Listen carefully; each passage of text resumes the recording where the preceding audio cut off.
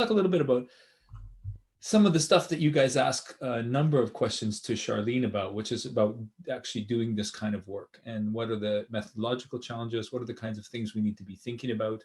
What are the kinds of things we need to be keeping in mind, making decisions about when we do empirical work around the topic of social symbolic work? So that's what we want to talk about. And there's a chapter in the book, I can't remember, I think it's chapter 10, but I'm not completely sure. Tom maybe remembers.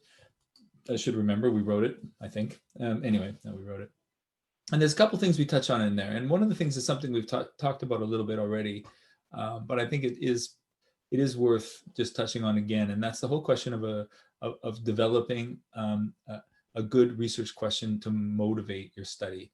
This is a really important part. And it's, of course, an iterative process. So you start out with a research question, you go off into the field, you do some active work, you come back, you start thinking about what you saw, and you adjust your research question. Often your research question ends up very different by the time you publish a paper, not often, always, than it was at the beginning. That's fine. We're not quantitative researchers. Well, maybe some of you are. In quantitative research, changing your hypotheses is naughty. But in qualitative research, this is what we do. We're doing this kind of abductive, working back and forth, evolving our question to make sense of what we're seeing and what we already know in terms of the literature. In general, there's two kinds of research questions: gaps and puzzles. Gaps and puzzles really are about whether it's a gap in the theory, what we already know about this area. Is there a gap? And filling this gap is what our gap in the existing theory is. That's the kind of research we're doing. Or is it a puzzle? There's something in the world that there isn't an explanation of in the literature, and therefore there's an empirical puzzle that we're going to solve. These two kinds of research questions are used to be many gap kinds of research questions and only a few puzzles. I think now we're probably getting maybe a majority of puzzle kinds of questions. But they're both still there. I think in many ways, the big challenge is D, which is what's the significance. And so it's always, if it's a gap, just because there's a gap in the literature, it doesn't mean that filling it is an important thing to do. The gap may be there because it's not interesting. So if you're showing the significance of a gap, if you have a gap kind of question, then you need to really show how filling that's going to make a difference. Puzzles, it's usually the empirical phenomenon is important somehow. Right? Moderators and mediators, often our research questions are about something that's either affecting the social symbolic work and its effects. There's something that affects that, or else there's something that actually is in the middle between the social symbolic work and the kind of outcomes that come from that. We're always in a struggle between making things more clear, right, and keeping them simple and sort of not making them too complex. So we want this sort of, we have a problem. The more specific we make a research question, often we start losing clarity because we have more and more kinds of sort of specifications and limitations and things. So we end up, so the more clear we are, then actually it can be quite difficult to be specific. This is this problem we have with sort of with the nature of language and the fact that our research questions are just statements in English. So we're using theory words, but the more we specify them, the more complex they get, and often they lose clarity. So the research questioning is really worth thinking about. There's several good publications written about various of these the kind of editors' pieces in AMJ and stuff where they talk about good research questions, and it's worth having a look at those because this is a really key part of developing your research and your empirical research, and it has some particular kinds of challenges when it comes to social symbolic work, but mostly it's developing a good research question. Did you want to add anything to that, Tom? Did I? No, I think that's great. I think that as we go through the rest of it, a lot of it will become more clear.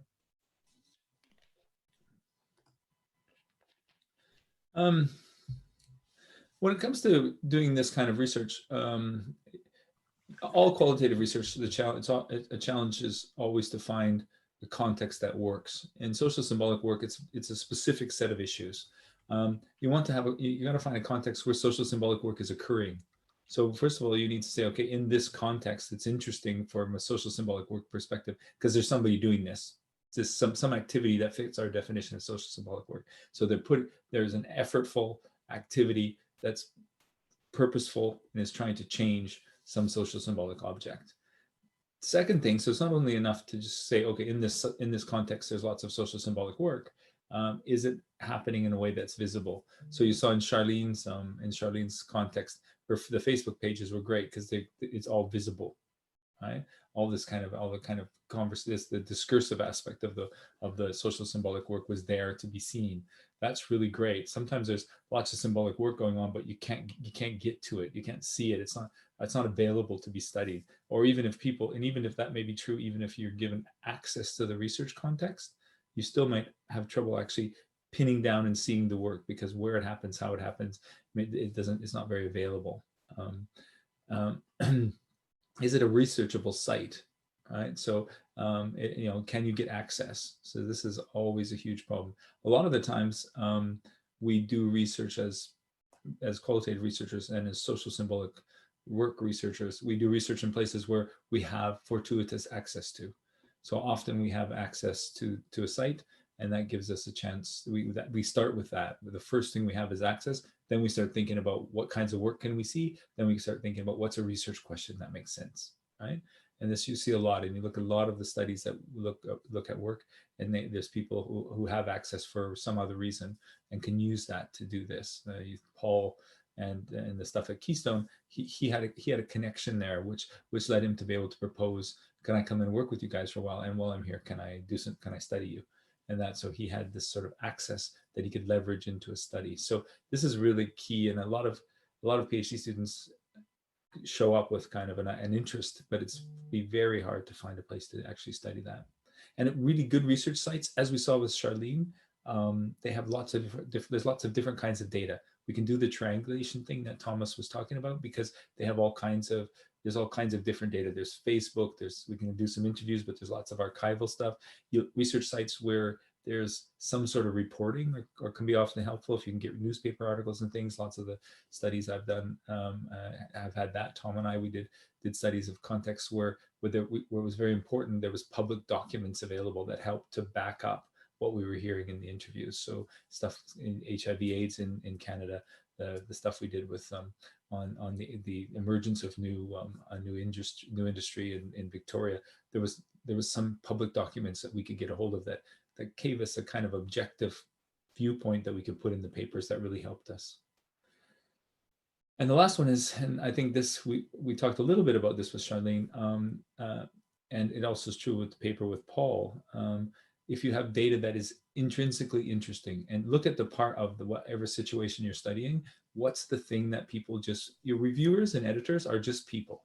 So if you can come up with something that's different, that's something that's topical, I mean, in Charlene's case, albatross dying because of plastic is right on trend, right? And if you're a reviewer, you see that, you think this is an interesting story, it helps you to get an R&R, right?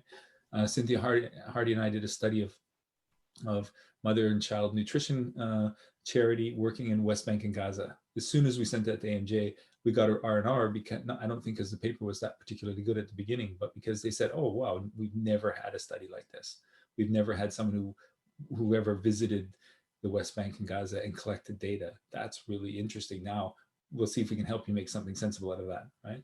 But that was, so interesting it's interesting theoretically, but if it's interesting in a everyday normal human being would be interested in this, that's really helpful. And we work in an area and we use methods where we can choose to focus on things that are more interesting, topical, and use them to make general theoretical points, but also just have good stories embedded in them. Tom, do you want to say anything? Huh? No? Yeah, just to pick up on just a little bit, thinking from the perspective of a doctoral student, and if you're thinking about research sites for dissertations, one of the really fortuitous things about interesting sites is quite often they're actually easier to get access to than uninteresting sites. And so a lot of our work has been at the intersection of the public sector, the NGO sector, And what you find in those sectors, as opposed to the private sector, is quite often they want to tell their stories, and they want people to come in. They're proud of what they do. They think what they do is interesting, and they're quite articulate quite often about what they do. And so, unlike trying to get access to a very large global professional service firm or a large corporation where NDAs or legal issues might be problematic, quite often getting access to charities, NGOs, and sometimes the public sector is much easier. And so if you're trying to find rationales to convince your supervisor that you'd like to study not a business, access is actually a pretty good one. There's two comments on the uh, chat that brought up two things that connect to what we're talking about. One is about interviewing, which I mentioned before, and I think, at least for me, when you're doing interviewing, because Shan Yun asks something about how do you design research questions, or how do you assign interview questions. My experience of that is, if you're doing this kind of work, you want the research questions to be as much as possible about stories. What happened? How did it happen? How did that make you feel? How did other people feel? Then what happened next? Then how did that work? How did they react? Get the story. Always try to get as much story as you can before you ask specific questions, because those specific questions you ask, they'll end up not being very useful, because you're going to change your research question, you're going to evolve the study, and you're going to ask questions that don't matter. The story will always matter. So the more of a story you have, so Tom and I did lots of interviewing for an HIV/AIDS research project we did, and we spent a lot of time hearing quite sad stories of what happened to people and how, what was happening to people. And as we worked on different papers, those stories had the information we needed to think through it, because we're interested in what are people doing, how are they trying to change the world. Well, if you tell us the whole story of what happened, in that story is the things we need. It's great to ask other questions, but your interview protocol needs to start with the asking questions. Yeah. Okay. Going to the next one. We need to move along a little bit here. Okay. Okay. Sorry. No, it's fine. That's good. That's what you're for, to remind me to speed up. In terms of collecting data, this is what we're talking about already, so I'm not spending a lot of time on this. It's really about focusing on what people are actually doing. So getting the story of what they're doing will let you be able to identify the specific actions they're taking, which added together is a form of work. Work is action. Action. What are we doing? What are we intending when we're doing that? So we're trying to understand the resources and skills people are bringing, the effects they're aiming for, the effects that actually happened, and and what was their intention, as much as we can, right? And what social symbolic object were people focusing on. You get those aspects, and you don't ask them those questions. Obviously, you don't ask them what social symbolic object, but you're trying to understand, what were you trying to change? What were you trying to, what you when you were doing that, what was it you hoped to accomplish? That's the stuff you need for these kind of studies. And then it's, when you get back to your desk, you're thinking about, what is it we were trying to talk about? Is it about the elements? Is it the motivations and the resources and all that sort of stuff? Or is it really the mechanisms, how these things were connected together? Is it about the boxes, or is it about the arrows? Where are we focusing, or which parts of this are we using? Which boxes and which arrows, which elements and mechanisms are going to be built into our theory, right? We already talked lots about Joy method. And it's interesting, in the book, we try to map out some ideas about how we might do some kind of more postmodern kind of approach to research. What would that look like?